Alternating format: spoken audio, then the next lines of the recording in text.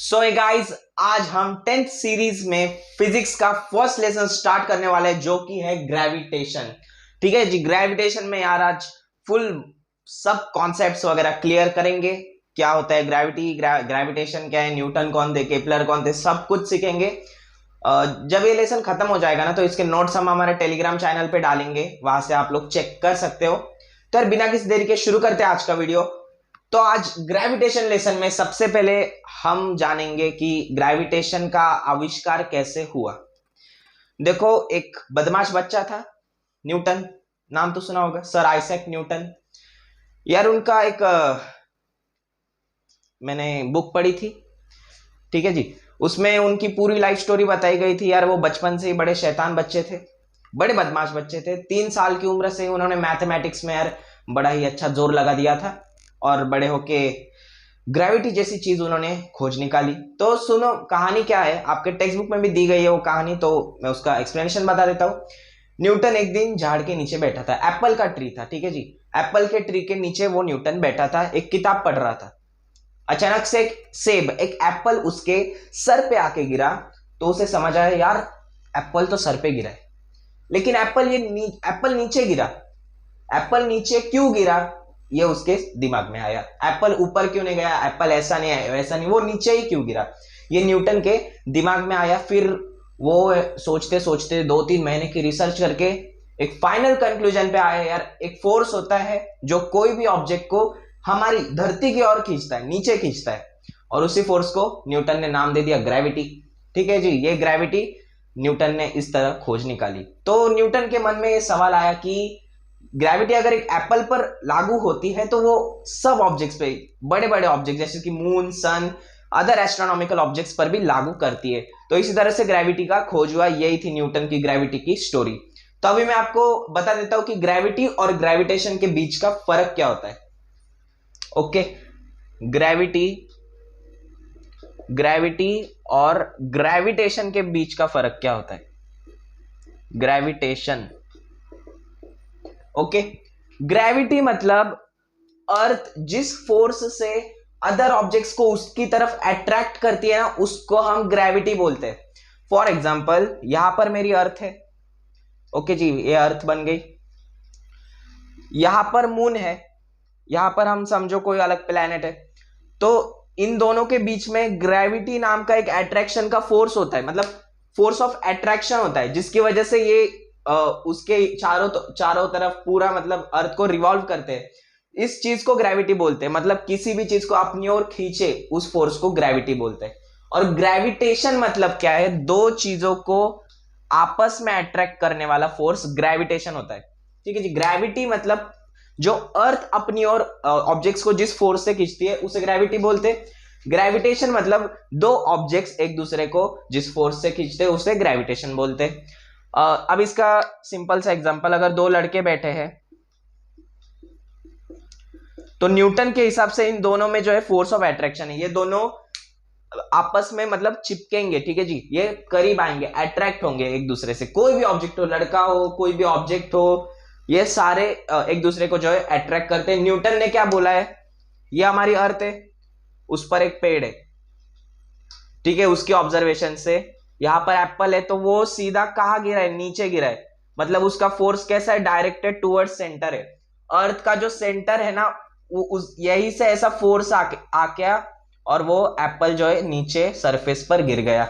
इस फोर्स से जो ग्रेविटी होती है ना, ग्रेविटी वो अर्थ के सेंटर से अट्रैक्ट करती है, अर्थ का सेंटर ही सारी चीजों को अट्रैक्ट करता है, अर्थ खुद ही एक मैग्नेट जैसी काम करती है। और ग्रेविटेशन मतलब 2 चीजों के बीच का अट्रैक्शन। तो यही होता है दोनों भी जो है ग्रेविटी और ग्रेविटेशन का फर्क। अब न्यूटन के कुछ इक्वेशंस वगैरह है वो भी मैं आपको बता देता हूं, चलिए। तो न्यूटन के बारे में बाकी की चर्चा बाद में करेंगे, पहले हम देखेंगे कि न्यूटन ने कौन से 3 इक्वेशन ऑफ मोशन दिए हैं। मोशन मतलब क्या होता है, अगर कोई भी चीज हिल रहा है तो वो उसका मोशन हो गया, ठीक है जी, ये ऊपर जाके नीचे आ रहा है, ये इसका मोशन है, इस तरह से उसको मोशन बोलते हैं। तो न्यूटन ने यार 3 हमको इक्वेशंस दिए हैं मोशन के, मैंने पहले ही बताया न्यूटन बड़ा बदमाश था। तो इस तरह से ये इक्वेशंस क्या कहती है हम देखते हैं। यहां पर v मतलब है ना वेलोसिटी, वेलोसिटी मतलब कैसे बताऊं, देखो स्पीड होता है ना, उसके जैसे ही वेलोसिटी होती है। अगर मेरे को यहां से अगले रोड, डायरेक्टली रोड पे जाना है, तो मेरी स्पीड उतनी कितनी होगी, उसे हम वेलोसिटी बोलते हैं। तो यहां पर v मतलब फाइनल, आखिरी वाली वेलोसिटी, लास्ट पॉइंट पर मेरी वेलोसिटी क्या होगी वो।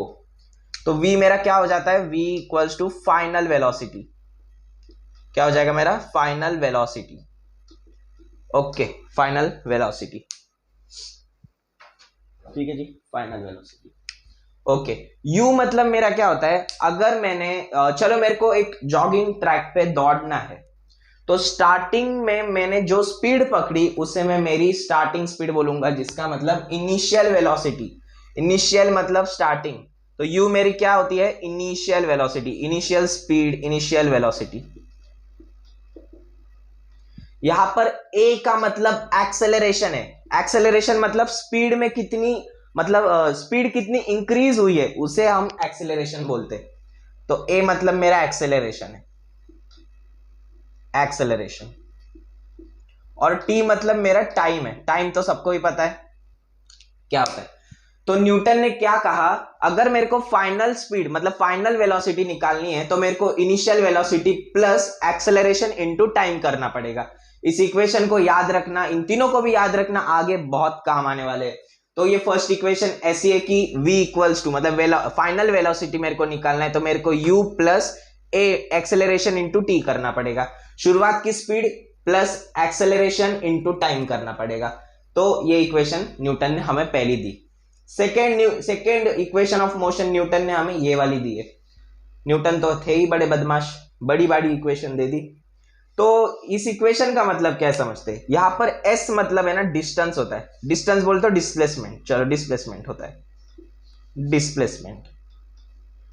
डिस्प्लेसमेंट मतलब क्या, अगर मेरे को यहां से कोई एक फिक्स जगह पर जाना है, तो उस जगह और मेरे बीच का जो डिस्टेंस है ना, उसको हम डिस्प्लेसमेंट बोलते हैं। ज्यादा कुछ फर्क नहीं होता है डिस्टेंस और डिस्प्लेसमेंट में, बस अगर मेरे को एक फिक्स डेस्टिनेशन पर जाना है और वो जो डिस्टेंस है ना उस डेस्टिनेशन और मेरे बीच में, उसे हम डिस्प्लेसमेंट बोलते हैं। तो s मेरा यहां पर क्या हो जाता है, डिस्प्लेसमेंट। u मेरा है इनिशियल वेलोसिटी, स्टार्टिंग वाली speed, initial velocity, initial velocity. Okay, t मेरा टाइम है, t मेरा टाइम है, और a तो एक्सेलरेशन, a मेरा एक्सेलरेशन। ओके, तो न्यूटन ने अपने सेकेंड इक्वेशन ऑफ मोशन में क्या कहा, देखो अगर मेरे को डिस्प्लेसमेंट निकालनी है किसी भी चीज की, अगर मेरे को डिस्प्लेसमेंट निकालनी है, तो मुझे उसके initial velocity into time plus half into acceleration into time का स्क्वायर करना पड़ेगा। ये हमें न्यूटन ने बताया। यार ये इक्वेशन को ज्यादा डीप में समझने की कोई जरूरत नहीं है, बस इसे याद कर लेना, आगे आपको इस लेसन में काम आने वाली है। तो न्यूटन ने बस बोला कि डिस्प्लेसमेंट निकालना है, तो मैं इनिशियल वेलोसिटी को टाइम से मल्टीप्लाई कर दूंगा, half into acceleration into time का स्क्वायर कर दूंगा, और उन दोनों को प्लस कर दूंगा। ये न्यूटन ने बोल दिया, बोल दिया कि प्रूफ भी है। अब हायर स्टैंडर्ड्स में जाओगे ना, इस सारे मोशन, इक्वेशन ऑफ मोशन के आपको प्रूफ मिलेंगे। तो देखते हैं न्यूटन ने अपनी तीसरी एकदम शानदार इक्वेशन क्या दी। यहां पर भी v मतलब वेलोसिटी है, ठीक है जी, फाइनल वेलोसिटी है, आखिरी वाली स्पीड, फाइनल वेलोसिटी। आखिरी पॉइंट तक पहुंचते पहुंचते उसकी जो स्पीड थी उसे हम फाइनल वेलोसिटी बोलेंगे। u मतलब मेरी इनिशियल वेलोसिटी है, इनिशियल वेलोसिटी, स्टार्टिंग वाली स्पीड। यहां पर a मेरा एक्सेलरेशन है, a मेरा एक्सेलरेशन है, और s मेरा डिस्प्लेसमेंट है। ये आपके सिलेबस में नहीं है, लेकिन मैं फिर भी क्यों पढ़ा रहा हूं यार, ये बेसिक है, ठीक है, इसका आगे लेसन में यूज होने वाला है। तो v मेरी फाइनल वेलोसिटी। अगर न्यूटन ने वेलोसिटी का एक और फॉर्मूला दे दिया, अगर मेरे को वेलोसिटी ढूंढना है, तो मेरे को वेलोसिटी स्क्वायर करना पड़ेगा, और वेलोसिटी का स्क्वायर इक्वल किसके हो जाएगा, इनिशियल वेलोसिटी के स्क्वायर से, मतलब इनिशियल वेलोसिटी का स्क्वायर करो, 2 इंटू एक्सेलरेशन इंटू डिस्प्लेसमेंट करो, और इन दोनों को ऐड कर दो, उससे मुझे वेलोसिटी का स्क्वायर मिलेगा, और मुझे फाइनल वेलोसिटी मिल जाएगी। इस तरह से न्यूटन ने अपने 3 इक्वेशन ऑफ मोशन दे दिए हमें, और उसने ही हम पढ़ते हैं। ठीक है जी, न्यूटन की मीम देखे क्या Newton slept under a coconut tree वगैरह, बहुत सारे मीम्स आते हैं न्यूटन पे, ठीक है जी, लेकिन न्यूटन थे बड़े शानदार साइंटिस्ट। तो यार न्यूटन के बारे में और थोड़ी सी बातें करते हैं, आइए चलिए। तो गाइज अभी न्यूटन के बारे में कुछ और चर्चा करते हैं। आपके टेक्स्ट बुक में पैराग्राफ दिया है, उसी को एक्सप्लेन करूंगा, थोड़ी सी और बातें भी बताऊंगा। तो चलिए न्यूटन के बारे में चर्चा करें। न्यूटन कौन थे? Sir Isaac Newton. पहले नाम लिखते, इज्जत से बुलाएंगे, sir Isaac Newton, sir Isaac Newton. ठीक है, इज्जत से बुलाएंगे, लेकिन थे बड़े बदमाश। ठीक है जी। न्यूटन का जन्म हुआ 1642 में, 1642 में सर आइजैक न्यूटन का जन्म हुआ और बेचारे चल बसे 1727 में, 1727 में न्यूटन जी चल बसे। ठीक है ना। इंग्लैंड में उनका जन्म हुआ था यार, इंग्लैंड के रहने वाले थे, इंग्लैंड में ही उनका जन्म हो गया। उन्होंने लॉज दिए, लॉज ऑफ मोशन दिए, उन्होंने बहुत सारी इक्वेशंस दी, उन्होंने ग्रेविटी को भी, मतलब जो उनका ग्रेविटी का कॉन्सेप्ट है वो सारा एक बुक में लिखा जिसका नाम था यार प्रिंसिपिया।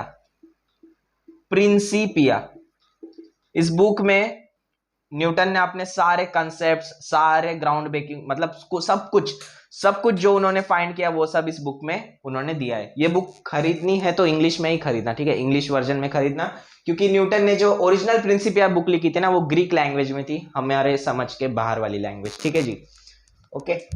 तो यही प्रिंसिपिया के बारे में कुछ बातें थी। और सर आइजैक न्यूटन ने, देखो सर आइजैक न्यूटन से पहले एक साइंटिस्ट हुआ करते थे, वो बड़े अच्छे थे यार, साफ दिल के। उनका नाम था सर हॉन्स केपलर। उनका नाम प्रोनाउंसिएशन हम सब बाद में देखेंगे, लेकिन उनका सब नाम जो था वो था हॉन्स केपलर, हॉन्स केपलर। ठीक है जी, केपलर, हम उन्हें केपलर बुलाएंगे, ओके, केपलर। तो उन्होंने प्लैनेट्स के मोशन को दिखाने वाले 3 लॉज दिए। केपलर ने प्लैनेट्स के मोशन को डिस्क्राइब करने वाले 3 लॉज दिए। तो न्यूटन बोला, न्यूटन तो था ही बदमाश, तो न्यूटन बोला यार लॉज देने से कुछ नहीं होगा, मुझे भी कुछ हाथ बार तो लगाना ही है। तो न्यूटन ने इन तीनों लॉज को मैथमेटिकली डिराइव कर दिया। मैथमेटिकली डिराइव मतलब मैथमेटिकल वे में उनको इक्वेशन के दौर पे न्यूटन ने हमें प्रेजेंट कर दिया। मैथमेटिकल क्या किया, मैथमेटिकल रिप्रेजेंटेशन कर दिया, चलो मैथमेटिकल डिराइव कर दिया। ओके, यहां तक कहानी ठीक है। केपलर ने 3 लॉ दिए, न्यूटन ने उन्हें मैथमेटिकली बता दिया, भाई बड़े होशियार थे। और आइजैक न्यूटन के बारे में बात करें तो उन्होंने सिर्फ ग्रेविटी में नहीं, फोर्स वगैरह बहुत सारे लेसन्स में, साउंड हो गया, लाइट हो गया, बहुत सारे लेसन्स में अपना बहुत ज्यादा योगदान दिया है। उनकी वजह से जो है आज पूरी फिजिक्स एकदम कायम है, मतलब लागू होती है। उनके लॉज जो है वो वेस्टेज नहीं है गाइस, वो सच्ची में लागू होते हैं। न्यूटन बड़े ही शानदार व्यक्ति थे, बड़ी ही दिमाग वाले थे भाई, आईक्यू बहुत हाई था उनका। और न्यूटन तो मैथमेटिक्स में अच्छी कमांड पा ही चुके थे। न्यूटन ने अपने पूरे समय में, मतलब जन्म से लेके एंड तक, वो वाले समय में ना जब वो रिसर्च करते थे वो सब, उन्होंने मैथ्स के एक नई ब्रांच को जन्म दे दिया। खूबसूरत सी ब्रांच है जिसे हम कैलकुलस बोलते हैं। कैलकुलस को आप डिटेल में 11th और 12th स्टैंडर्ड में पढ़ेंगे। कैलकुलस एक ऐसा मैथमेटिकल ब्रांच होता है जिससे हम छोटी छोटी स्पीड की चेंज वगैरह निकाल सकते हैं। इसे हम बहुत ज्यादा यूज करते हैं फिजिक्स में, जो है मैथमेटिक्स में भी बहुत ज्यादा एप्लीकेशन है इस कैलकुलस का। तो ये यार हमारे न्यूटन बाबा ने हमको दिया। ये भी बड़ा शानदार मैथमेटिकल ब्रांच है। ये सब आप 11th 12th में डिटेल में पढ़ेंगे, बड़े ही शानदार लेसन होते हैं कैलकुलस पार्ट के। तो यही था यार न्यूटन के बारे में। न्यूटन का जन्म, मृत्यु, उन्होंने प्रिंसिपिया बुक में सब कुछ लिखा है। कैलकुलस उन्होंने जन्म दिया, बहुत सारे फील्ड्स में उन्होंने अपना योगदान दिया। केपलर ने जो 3 लॉ दिए उन्होंने मैथमेटिकली प्रूफ करके दिखाया। तो यही था यार न्यूटन के बारे में। तो चलिए अगले कॉन्सेप्ट पर चलते हैं। तो हमारा अगला वाला जो कॉन्सेप्ट है, इससे लेसन की जो है शुरुआत होने वाली है, एकदम शुभ शुरुआत भी बोल सकते हैं। अब इस कॉन्सेप्ट से लेसन की फील आना शुरू होगा। ठीक है जी, सेंट्रीपिटल फोर्स। सेंट्रीपिटल फोर्स, ये हमारा नया कॉन्सेप्ट है आज का, सेंट्रीपिटल फोर्स। देखो बचपन में किया होगा आपने कभी, एक लंबे से धागे को लास्ट में उसके एक पत्थर बांध देना और उसे ऐसे ऐसे हाथ में घुमाना, वो सबने किया होगा। लेकिन कुछ समय के बाद कभी कभी वो जो थ्रेड होता है, मतलब जिससे हम उस पत्थर को बांधते हैं, वो दोरा होता है, ठीक है जी, वो धागा वगैरह होता है, वो टूट जाता है। वो क्यों टूटता है? क्योंकि उस पर सेंट्रीपिटल फोर्स लगता है। देखो जी, यहां पर आप खड़े हो, ठीक है जी, यहां पर आप खड़े हो, आपके हाथ में वो धागा है, उस पे एक पत्थर लगा हुआ है, ठीक है, आपने बांध दिया उस पत्थर को और उससे आपने गोल गोल गोल गोल गोल घुमाते रहे, ठीक है, ऐसे ऐसे ऐसे ऐसे घुमाते गए, तो उस पर है ना ऐसा बाहर का फोर्स लगेगा उस पत्थर को, मतलब ऐसा बाहर का फोर्स लगेगा जिसके वजह से यहाँ पर है ना टेंशन बढ़ जाती है। टेंशन मतलब और कुछ नहीं भैया, यहाँ पर प्रेशर बहुत बढ़ जाता है। प्रेशर बढ़ने से क्या होता है, वो चीज टूट जाती है। कोई भी प्रेशर, इस मार्कर पर भी अगर मैं प्रेशर लगाऊं तो वो दो टुकड़ों में टूट जाएगा। इस तरह से सेंट्रीपिटल फोर्स मतलब जो चीज ऐसे सर्क्यूलर पाथ में चल रही है और उसके सेंटर की ओर उसका फोर्स अगर डायरेक्ट हो रहा है, सेंटर से ही तो ये कनेक्टेड है ना यार सब कुछ, आप सेंटर में खड़े होके ये तो घुमा रहे हो तो सेंटर पर ही डायरेक्टेड हुआ। ये फोर्स पत्थर को ऐसे बोलेगा यार तू निकल निकल बाहर जा भाई, घूमते घूमते तू बाहर जा, तो बाहर जाने की वजह से ये जो थ्रेड होता है ना यार, ये बीच रास्ते में ही टूट जाता है और जो पत्थर है वो कहीं ना कहीं गिर के खत्म। ठीक है जी, ये समझे। घुमाते घुमाते अगर थ्रेड जो बीच में टूट जाता है तो वो किसकी वजह से टूटता है, सेंट्रीपिटल फोर्स की वजह से टूटता है। सेंट्रीपिटल फोर्स की डेफिनेशन अगर हम लोग देखें तो force acting along a circular path and it's directed toward its centre is known as centripetal force. ये आपकी डेफिनेशन है, बहुत इंपॉर्टेंट डेफिनेशन है, ठीक है, एग्जाम में पूछी जा चुकी है। तो बस यही है, आप कोई भी चीज को ऐसे ऐसे ऐसे गोल गोल घुमाते हो तो वो कुछ समय के बाद टेंशन की वजह से टूट के खत्म, बाहर फेंक दी जाएगी। इस तरह से ये होता है सेंट्रीपिटल फोर्स। तो चलिए अगले कॉन्सेप्ट पे। तो गाइज अगली बात जो हम सीखने वाले हैं वो है एक नए शेप के बारे में। आपके टेक्स्ट बुक में पहले कुछ और दिया है, तो आपकी टेक्स्ट बुक जो है थोड़ी सी इधर उधर जो है पूरी छापी गई है, तो मैं आपको ठीक से लाइन में अरेंज करके सब टॉपिक्स पढ़ाऊंगा। हम अभी इलिप्स के बारे में बात करेंगे। मैं इक्लिप्स के बारे में नहीं, मैं इलिप्स के बारे में बात कर रहा हूं, ठीक है, इलिप्स, इलिप्स,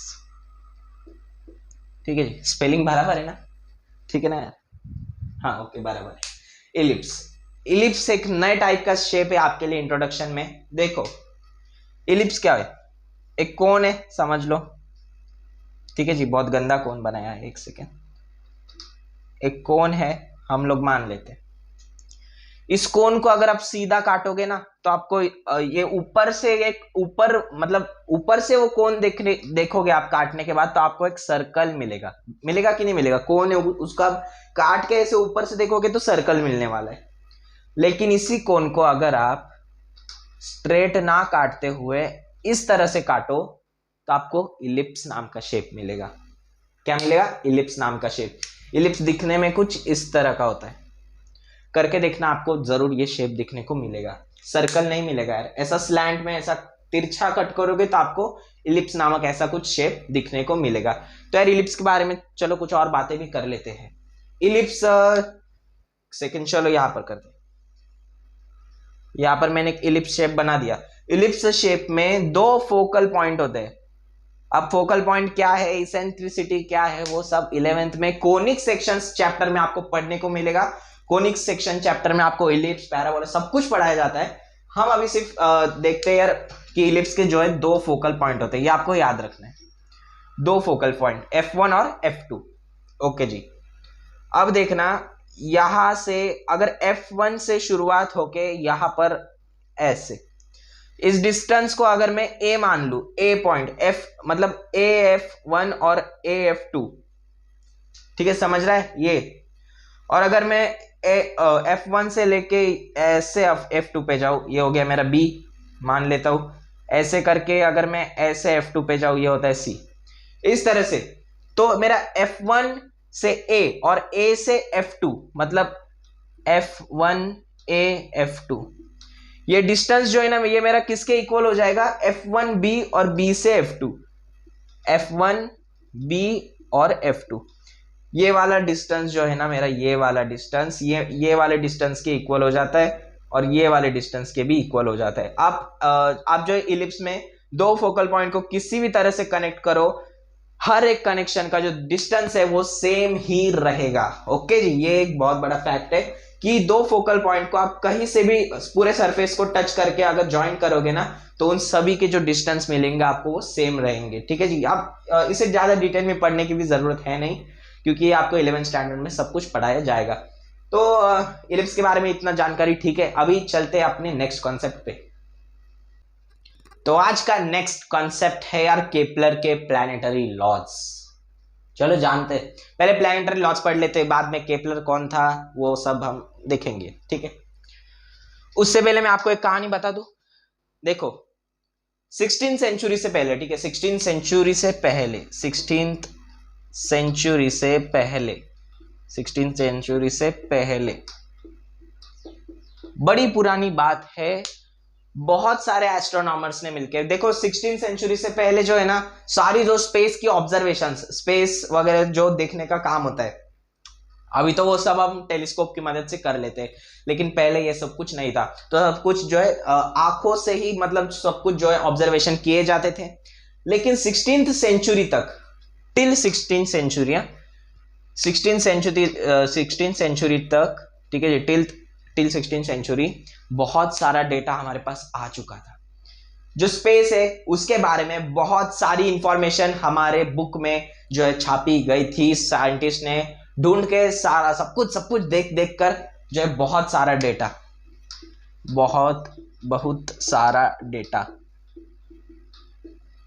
ये डेटा मतलब आपका फोन का नेट नहीं है, ठीक है जी। डेटा मतलब इंफॉर्मेशन, स्पेस के बारे में सारी की बहुत सारी इंफॉर्मेशन 16th सेंचुरी तक अवेलेबल थी हमारे पास।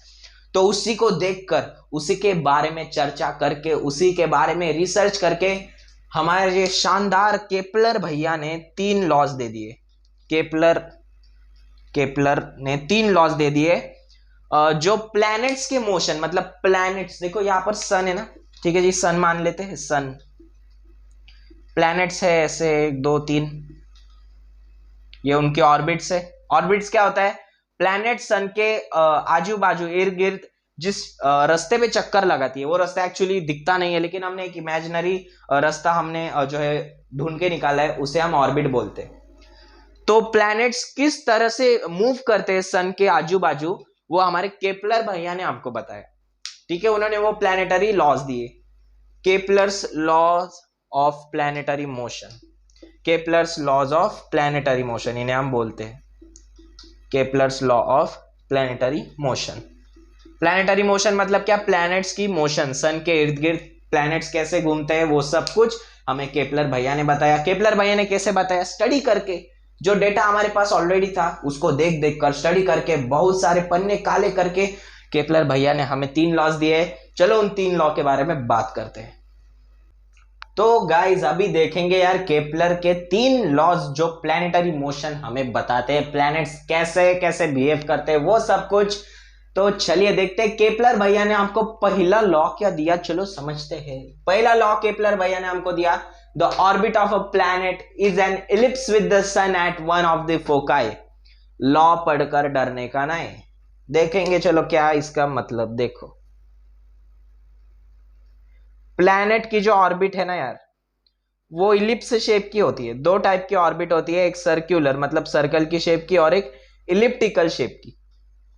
ओके जी, तो मैंने अभी आपको थोड़ी देर पहले बताया इलिप्स के कितने फोकल पॉइंट होते हैं? 2 फोकल पॉइंट्स होते हैं, जिसे हम F1 बोलते हैं, दूसरे को हम F2 बोलते हैं। ओके जी, यहां पर हम एक छोटा सा प्लैनेट ले लेंगे। ओके जी, इसको हम नाम, चलो प्लैनेट। ओके, तो फर्स्ट लॉ हमको बस क्लियरली ये बोलता है कि प्लैनेट की जो ऑर्बिट है वो इलिप्टिकल होती है, और सन जो है या तो F1 पे सन होगा या तो F2 पे सन होगा, ठीक है जी। या तो F1 पे यहां पर सन होगा, या तो मतलब यहां पर F1 पे या तो सन होगा या तो F2 पे सन होगा। बस यही हमारा ये लॉ, फर्स्ट लॉ बोल रहा है, प्लैनेट की ऑर्बिट इलिप्टिकल है और दोनों फोकल पॉइंट्स में से किसी भी एक फोकल पॉइंट पे सन होगा। बस ये पहला लॉ हमको पता चल गया, बस खत्म। अभी समझते हैं सेकेंड लॉ क्या बोल रहा है। The line joining the sun and the planet sweeps equal areas in equal intervals of time. इसके लिए भी हमें एक इलिप्स की जरूरत है। इलिप्स के कितने फोकल पॉइंट है यार? 2 फोकल पॉइंट्स है, F1 है, F2 है। यहां पर एक क्यूट सा प्लैनेट फिर से बना देंगे, प्लैनेट। हाँ ओके, अब लॉ का मतलब क्या है वो समझते हैं। तो मैं मान लू, चलो F1 और F2 में रफ कर देता हूं। और अगर मैं मान लू कि सन मेरा F2 पर है, फॉर एग्जाम्पल मैं बस मान लू कि मेरा सन जो है ना, यहां पर मैं लिख देता हूं सन, ओके जी, सन मेरा F2 पर है मान ले, तो देखो यार, the line joining the sun and the planet, ये लाइन ज्वाइन कर रही है, तो ये प्लैनेट जब इधर से इधर जाएगा ना, देखो ये प्लैनेट जब इधर से इधर जाएगा, तो ये जो एरिया है ना, ये वाला एरिया, इतना एरिया, ये वाले एरिया की मैं बात कर रहा हूं, ओके जी। और अगर प्लैनेट यहां पर है, अगर प्लैनेट यहां से थोड़ी और आगे गया, मैं ये वाले डिस्टेंस की बात कर रहा हूं अभी, ये वाला एरिया, और अगर हम मान ले कि प्लैनेट यहां पर है और प्लैनेट जो है वो यहां पर गया, ठीक है, प्लैनेट यहां से यहां पर गया और मैं अभी इस एरिया की बात कर रहा हूं,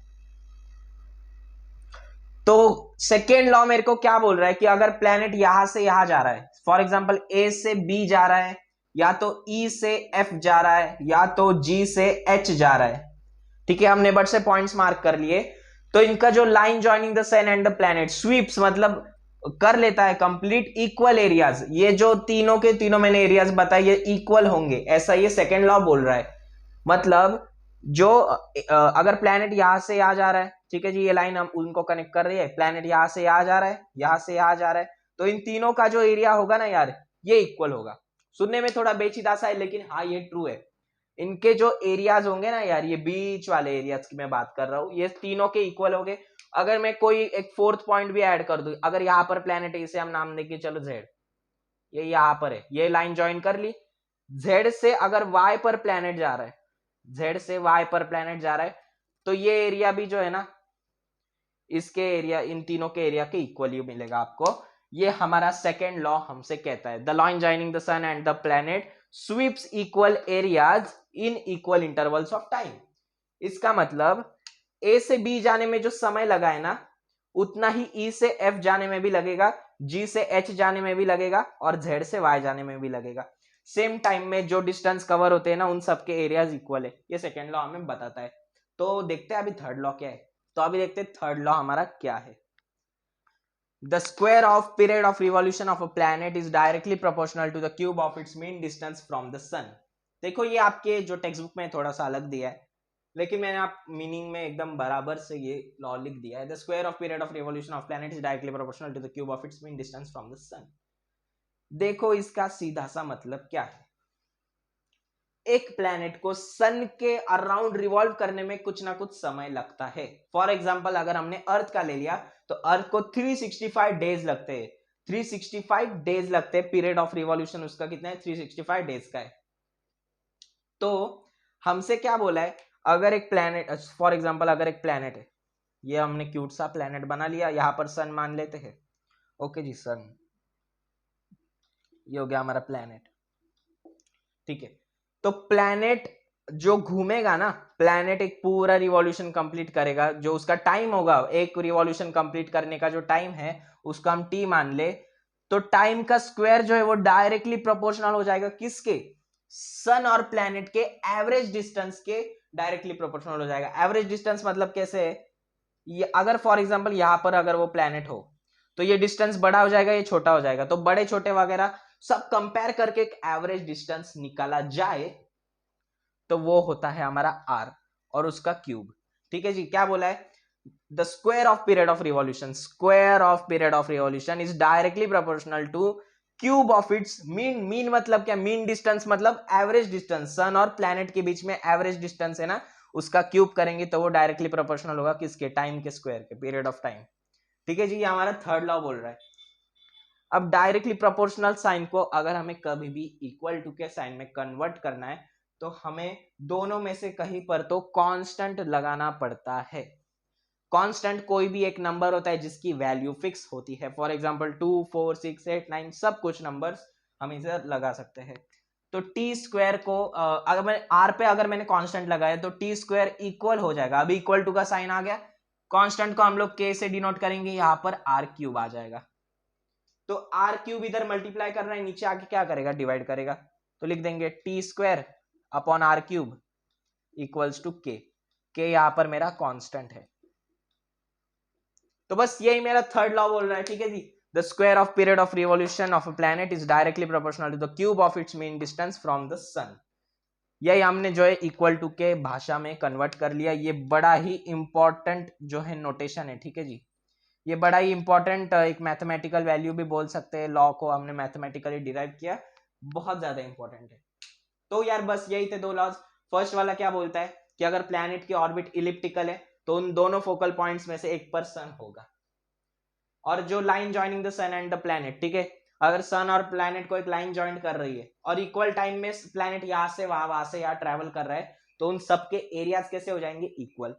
थर्ड लॉ हमको क्या बोल रहा है, टाइम का मतलब पीरियड ऑफ रिवॉल्यूशन का स्क्वायर डायरेक्टली प्रोपोर्शनल होता है किसके, mean distance, average distance from sun and the planet के क्यूब से। तो यही थे हमारे केपलर के 3 प्लैनेटरी मोशन के लॉज। अभी केपलर भैया के बारे में भी थोड़ा सा बात कर लेते हैं, चलिए।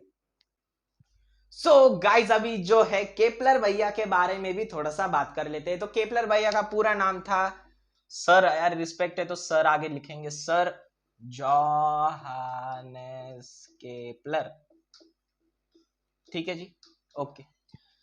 जोहानेस ऐसा आपको प्रोनाउंस नहीं करना है, एक्चुअली इसका प्रोनाउंसिएशन मुझे भी ठीक से आता नहीं, हम इसको यॉन्स केपलर बोलते हैं, इन सर को हम यॉन्स केपलर बोलते हैं, सर यॉन्स केपलर, नहीं तो सर हांस केपलर वगैरह वगैरह, ठीक है। आप इनको जॉन केपलर कुछ भी बोल सकते हो, उससे कोई मतलब नहीं, लेकिन इन्हें हम हांस केपलर बोलेंगे, ओके।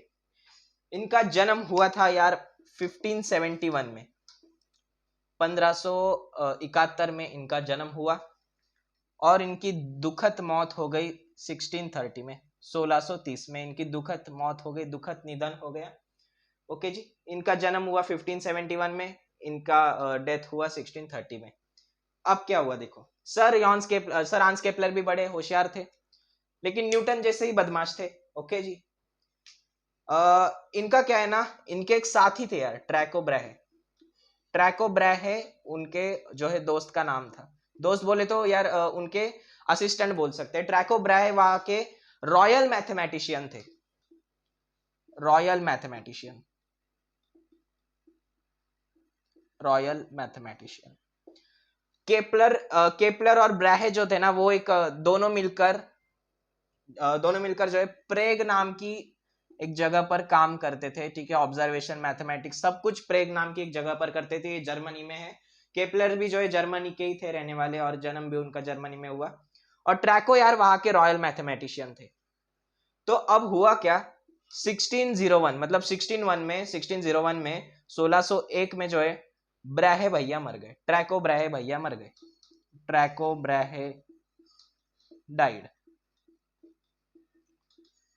अब ट्रैको भैया तो मर गए, मतलब केपलर भैया की क्या होने वाला था, प्रमोशन होने वाला था, तो प्रमोशन हो गया। उसके बाद जो है केपलर भैया रॉयल मैथमेटिशियन बन गए, कौन सी जगह के, प्रेग जगह के रॉयल मैथमेटिशियन केपलर भैया बन गए, ओके जी। इनके डेथ के बाद केपलर भैया रॉयल मैथमेटिशियन बन गए। तो केपलर क्या करने के, ट्रैको जो थे ना, ट्रैको ब्रैहे भैया, उन्होंने बहुत सारे स्पेस के ऑब्जर्वेशंस अपनी बुक में वगैरह लिखे थे। तो केपलर ने उन्हें पढ़ पढ़ के जो है ऑब्जर्व करके अपने प्लैनेटरी मोशन के लॉज वगैरह दिए, ठीक है जी। इनके ही वर्क को उन्होंने आगे बढ़ाकर एक नई मतलब जो है दिशा दे दी, ओके। हमारे केपलर भैया ने जो है उनके मदद से जो प्लैनेटरी लॉज हमने पढ़े वो सब उन्होंने फाइंड किए। और केपलर भैया के बाद, केपलर भैया के ही लॉज यूज करके न्यूटन ने यूनिवर्सल लॉ ऑफ ग्रेविटेशन को बनाया। केपलर के लॉज का सहारा लेके न्यूटन ने ग्रेविटेशन जो पोस्टुलेट है, पोस्टुलेट मतलब ऐसी चीजें जिनका कोई प्रूफ नहीं है, वो न्यूटन ने हमको बता दी। तो वो क्या है, कैसे करना है, जी क्या है, जी यूनिवर्सल ग्रेविटेशन कांस्टेंट क्या है, वो सब बात के लेक्चर में देखेंगे, लेक्चर 2 में देखेंगे। तो यार आज के लिए बस इतना ही, ओके जी। केपलर सर के यहाँ पर हम लेक्चर स्टॉप करते हैं। तो केपलर जी भी आपसे विदा ले रहे हैं, मैं भी आपसे विदा ले रहा हूं। तो मिलते हैं अगले लेक्चर में एक लंबी सी स्माइल के साथ, ठीक है। तो तब तक के लिए बाय बाय।